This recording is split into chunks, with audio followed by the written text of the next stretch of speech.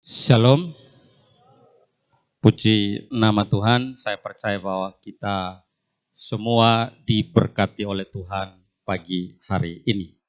Bapak Ibu, hari ini tanggal 25, ada yang berulang tahun hari ini. Selamat ulang tahun, Pak Tina. Umur yang panjang, Tuhan memberkati. Ada juga yang lain yang berulang tahun di minggu ini. Nah, firman Tuhan untuk kita pagi ini di dalam kitab Injil Yohanes pasal yang kelima, Yohanes pasal yang kelima ayat 24 sampai ayatnya yang ke-29. Yohanes pasal 5 ayatnya yang ke-24 sampai ayat yang ke-25.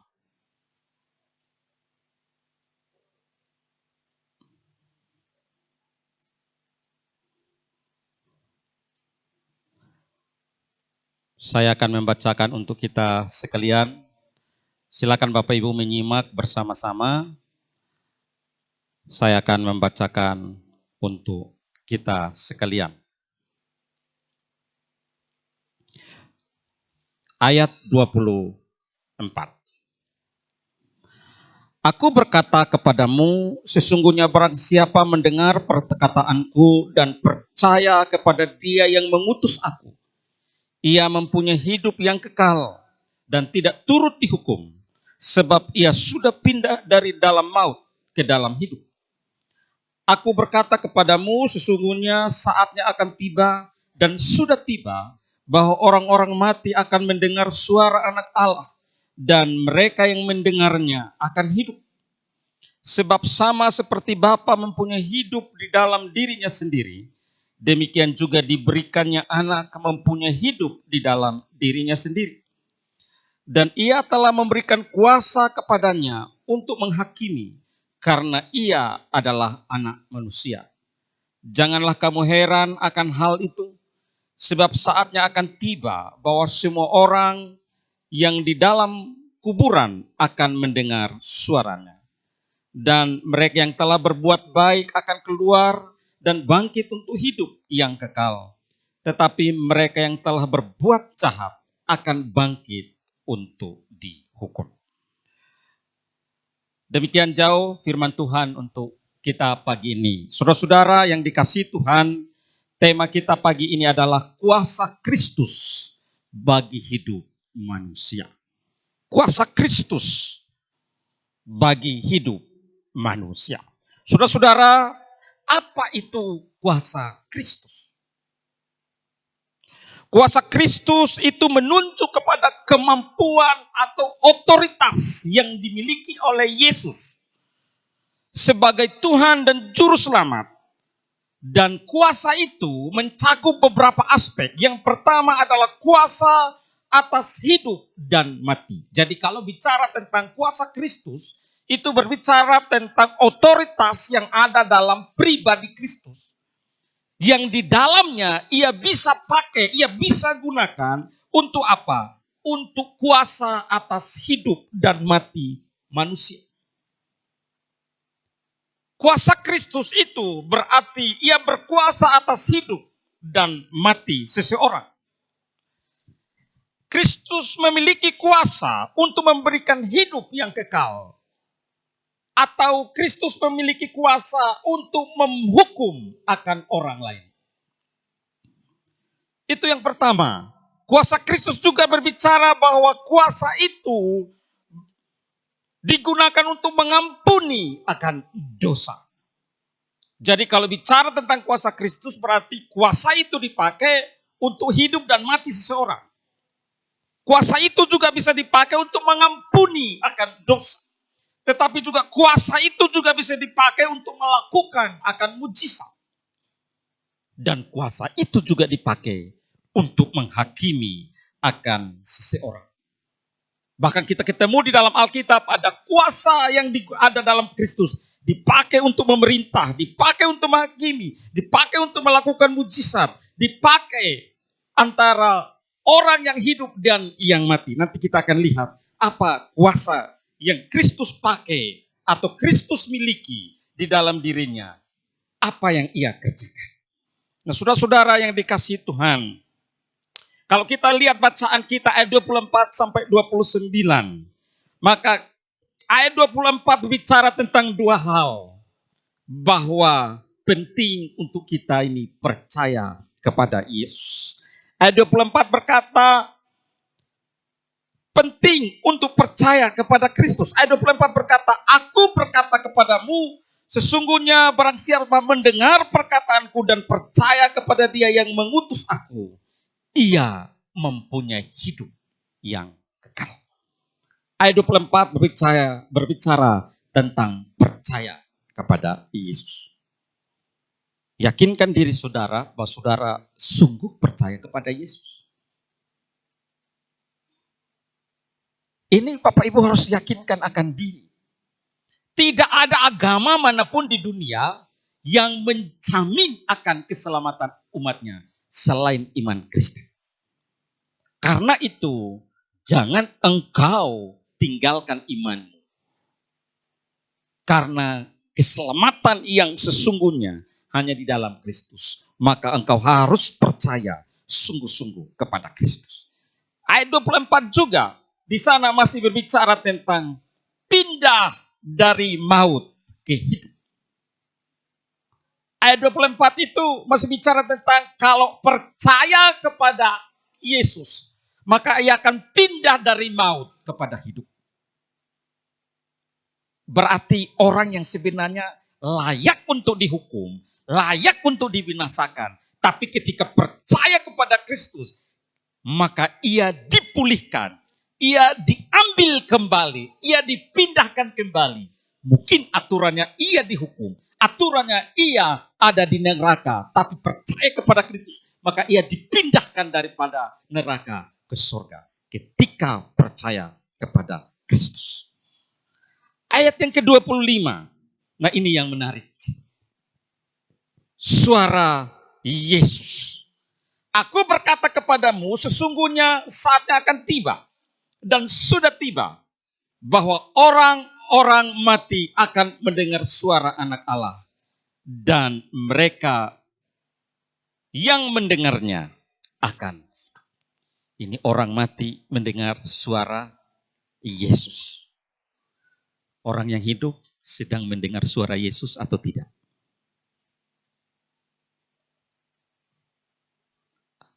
Akan tiba saatnya bahwa orang-orang yang mati akan mendengar suara Yesus ketika Yesus memanggil.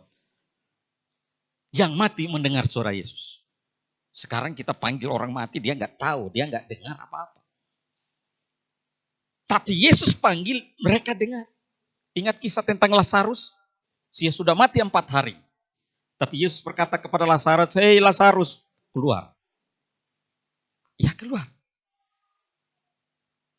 Orang mati, dengarkan Yesus. Yang hidup, Bapak Ibu dengarkan Yesus atau tidak? Ini yang berbicara di ayat 25. Bahwa penting sekali untuk mendengar suara Yesus. Ayat 26 berbicara tentang kehidupan yang kekal. Masih sama seperti ayat 24. Ayat ini menekankan bahwa Yesus memiliki kuasa untuk memberikan kehidupan yang kekal bagi mereka yang percaya kepadanya.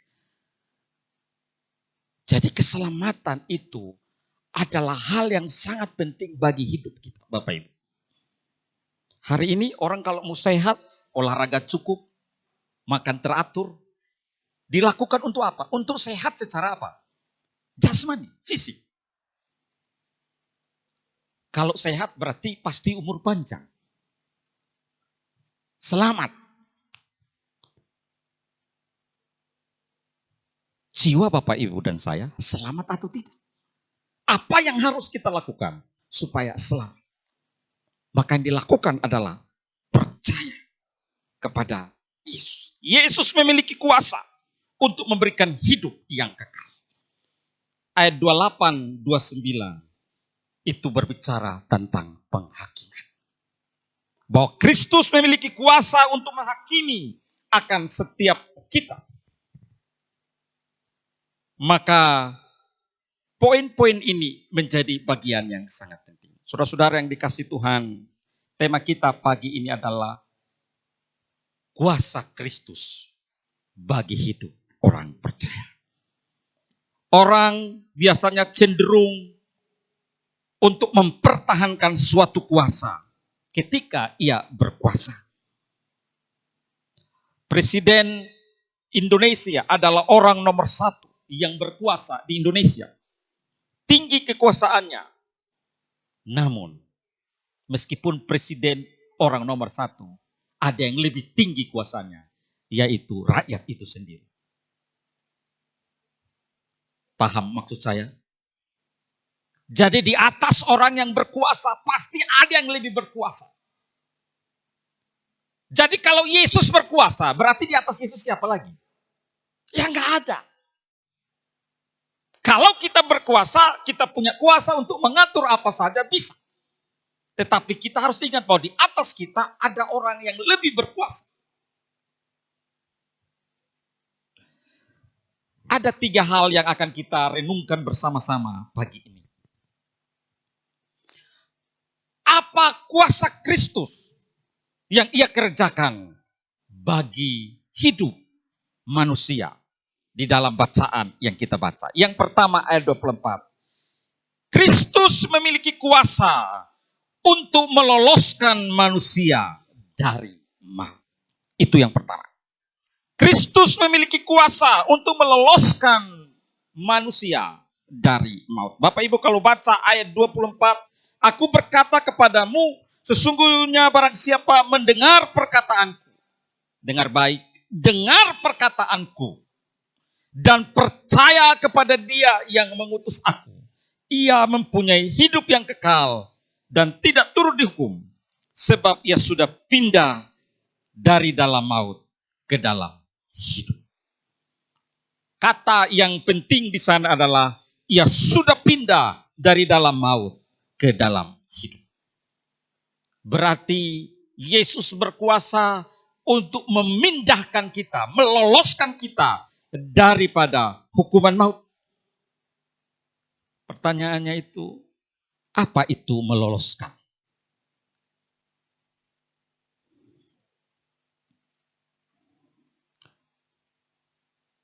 Meloloskan itu berarti bebas dari hukuman atau kematian. Lolos. Bebas dari hukuman atau kematian. Jika Kristus memiliki kuasa untuk meloloskan kita dari maut, kata-kata yang dipakai adalah memindahkan kita dari maut kepada hidup. Maka kita bisa melihat bahwa ini bisa mengandung 2 arti. Hidup yang rohani atau hidup yang kekal. Sederhananya begini, Bapak Ibu. Kadang-kadang dalam pengiringan kita kepada Tuhan, kerohanian kita ini timbul tenggelam. Naik turun. Lagi semangat berdoa, semangatnya luar biasa. Lagi semangat menyanyi, semangatnya luar biasa. Tapi ada masa-masa tertentu doa pun jadi malas. Nyanyi pun jadi malas. Tapi firman Tuhan katakan, ketika engkau percaya kepada Dia, Kristus memiliki kuasa untuk memulihkanmu, untuk menolong akanmu. Sehingga hidupmu kembali dipulihkan, kembali rohani. Kuncinya percaya kepada Kristus.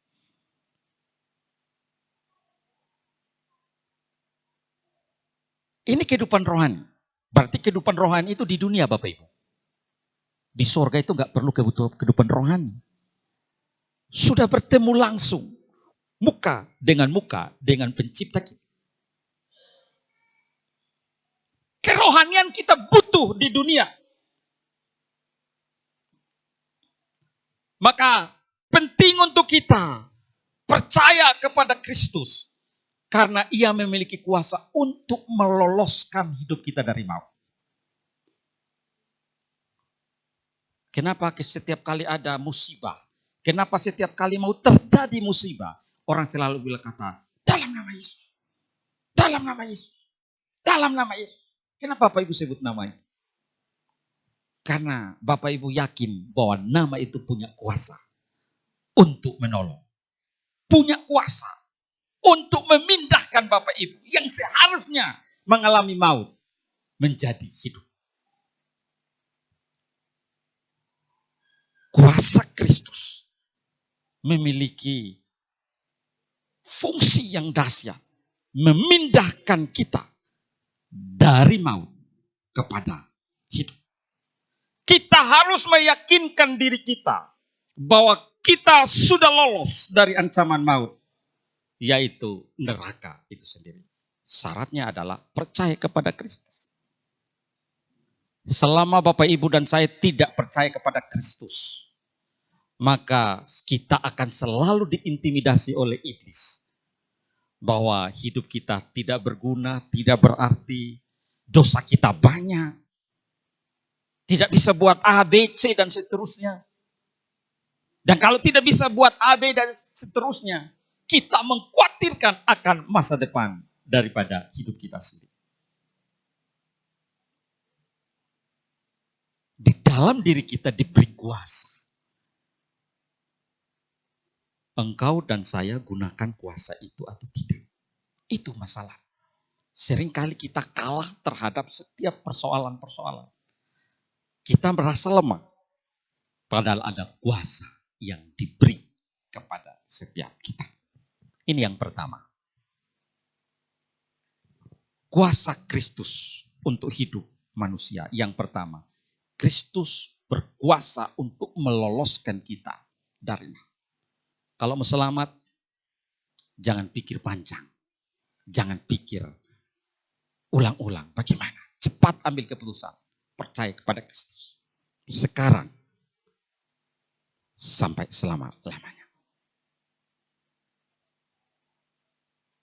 Ini penting.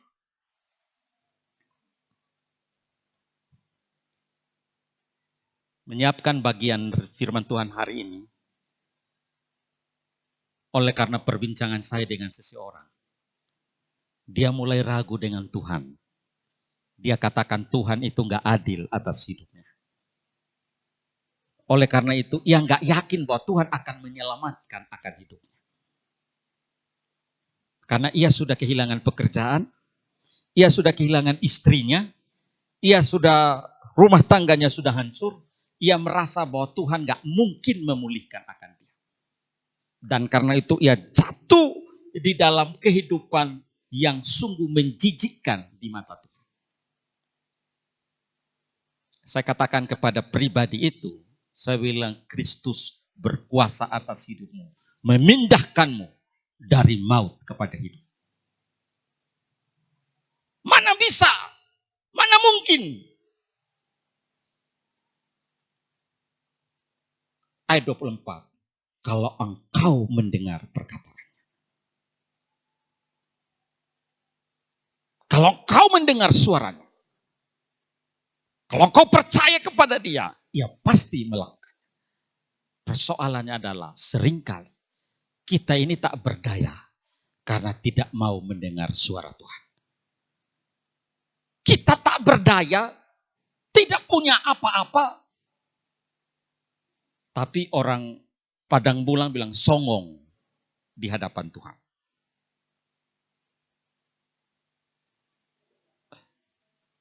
Siapa hidupmu? Tuhan bisa pulihkan hidupmu. Sudah terpuruk. Hidup yang sangat najis di hadapan Tuhan. Tapi tetap merasa bahwa gak mungkin Tuhan pulihkannya. Ini ciri orang yang songong. Orang yang sombong. Kristus punya kuasa untuk memindahkan engkau dan saya dari setiap perbuatan-perbuatan yang buruk itu untuk dipindahkan memiliki hidup yang baru, pemulihan hidup terjadi. Jadi tidak ada sifat, Tidak ada perilaku yang tidak bisa dipulihkan. Asal engkau dan saya mau. Karena Kristus berkuasa untuk meloloskan kita dari bahaya maut. Yang kedua, ayat 25-26. Kristus memiliki kuasa untuk membangkitkan akan orang mati. Perhatikan ayat 25. Saya bagian yang terakhir katakan bahwa orang-orang mati akan mendengar suara Allah dan mereka yang mendengarnya akan hidup. Kalau orang mati bisa mendengar suara Allah, kalau yang hidup, suara apa yang kita dengar? Saudara-saudara, orang biasanya lebih percaya kepada pendiriannya sendiri. Apa yang menjadi idenya, apa yang menjadi filosofi hidupnya, itu yang ia pegang.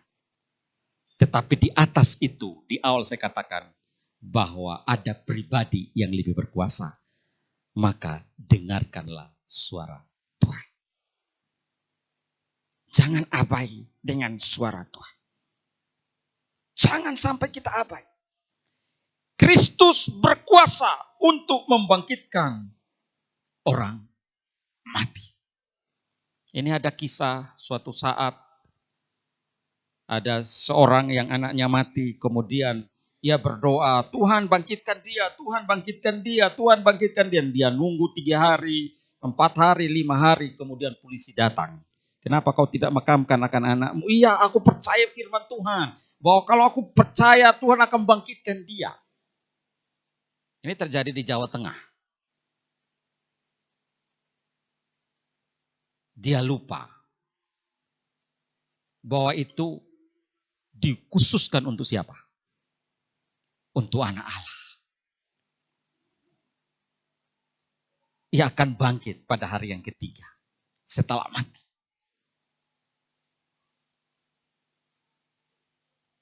Bangkit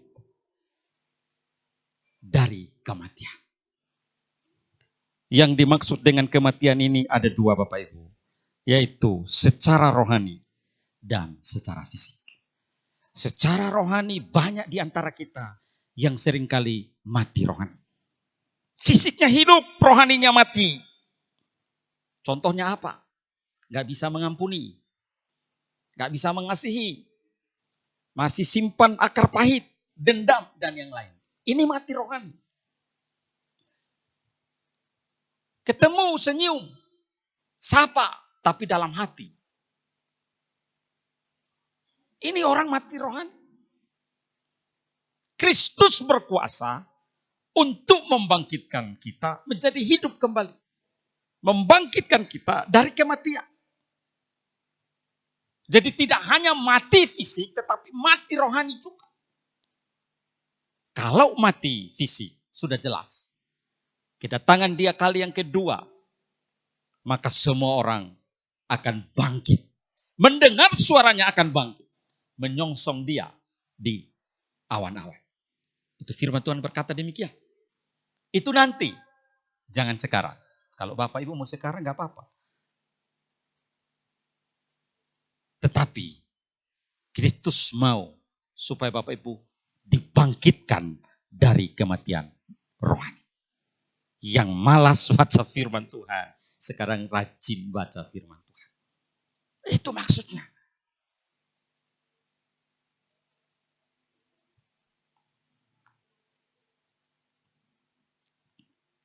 Bapak Ibu, orang yang sudah mati ketika mendengar suara Kristus akan langsung bangkit. Kalau Bapak Ibu lihat ayat 26, akan bangkit. 25-26, akan bangkit. Yang mati, dengar suara Kristus bangkit. Sekarang, Bapak Ibu, yang hidup, dengar suara Kristus langsung bangkit. Ayo komsel. Langsung bangkit. Ayo doa. Langsung bangkit.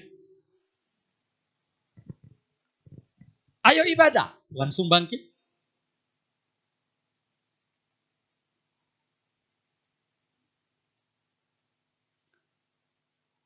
Kristus berkuasa untuk membangkitkan engkau dan saya.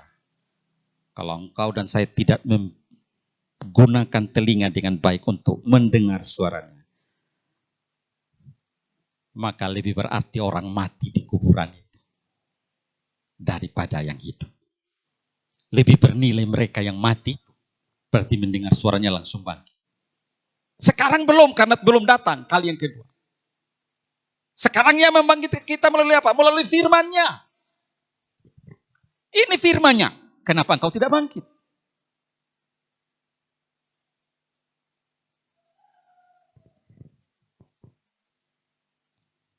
Yang ketiga, yang terakhir. Ayat 27, 29.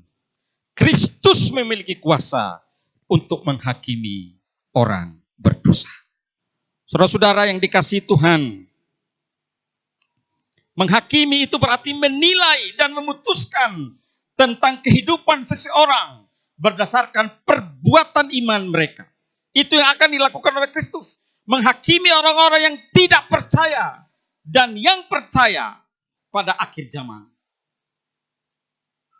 Menghakimi itu berarti memberikan hukuman atau ganjaran sesuai dengan perbuatan dan iman seseorang.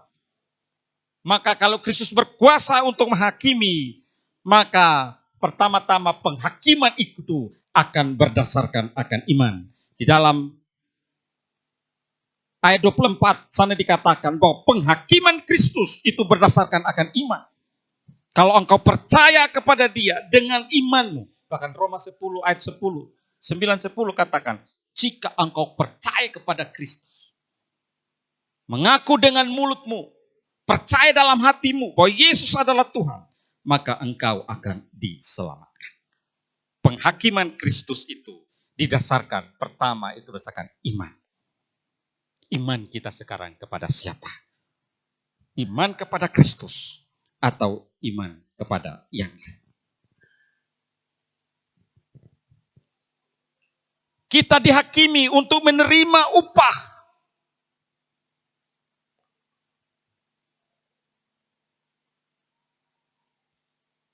Kita dihakimi untuk apa? Untuk menentukan di mana kita akan ditempatkan. Surga atau kematian kekal. Karena itu Bapak Ibu yang dikasihi Tuhan, di dalam Alkitab seringkali katakan manusia tidak punya hak untuk menghakimi. Karena penghakiman adalah miliknya Tuhan. Tapi Bapak Ibu, antara menasehati dan menghakimi tipis.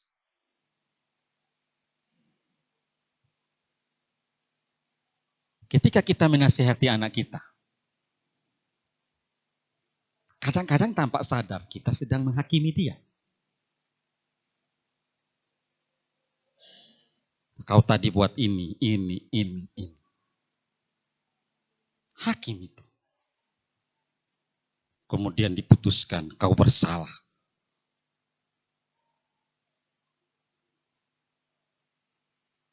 Jika demikian,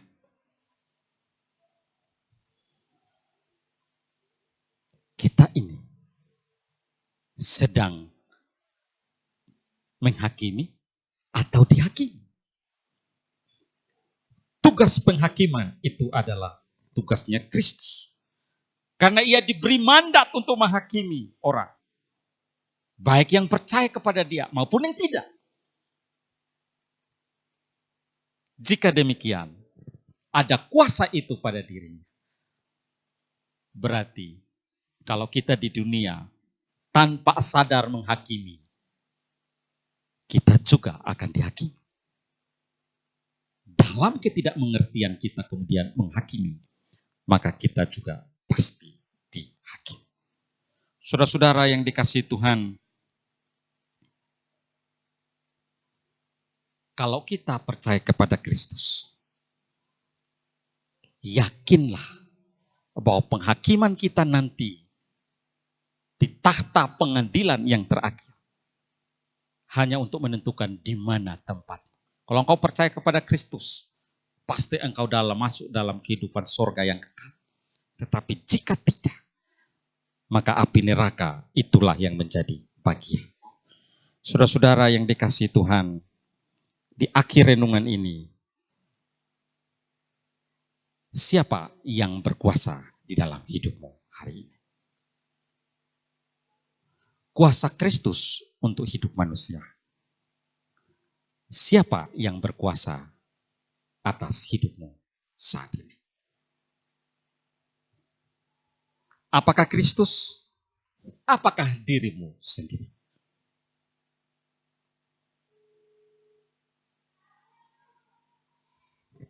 Kesimpulan dari renungan pagi ini adalah kuasa Kristus bagi hidup manusia yang pertama adalah meloloskan kita dari hukuman kekal. Yang kedua adalah membangkitkan kita dari kematian, baik kematian rohani maupun kematian kekal. Yang ketiga, menghakimi kita dari segala perbuatan kita. Pastikan siapa yang berkuasa dalam hidupmu. Apakah Kristus atau dirimu sendiri? Tuhan memberkati kita.